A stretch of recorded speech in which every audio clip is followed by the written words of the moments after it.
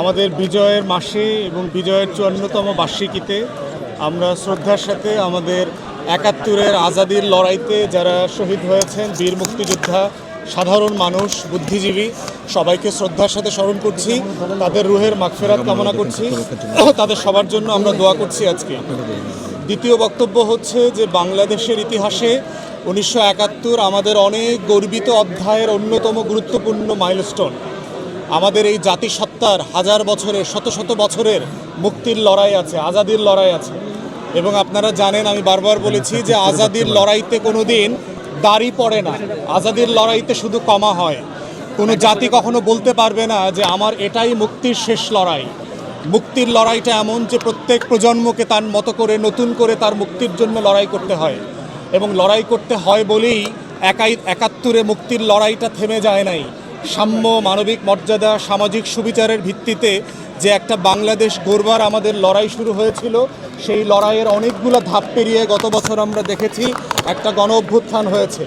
বদরুদ্দিন ওমরের ভাষায় ভারতবর্ষের ইতিহাসে এত প্রাচীন এবং এত সমৃদ্ধ গণ অভ্যুত্থানের ইতিহাস কোথাও নাই।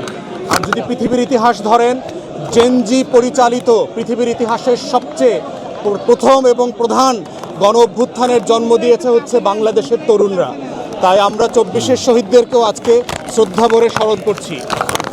তারপরে কথা হচ্ছে বুদ্ধিজীবীরা বাংলাদেশ এবং প্রত্যেকটা জাতিকে পথ দেখায়, গাইড করে।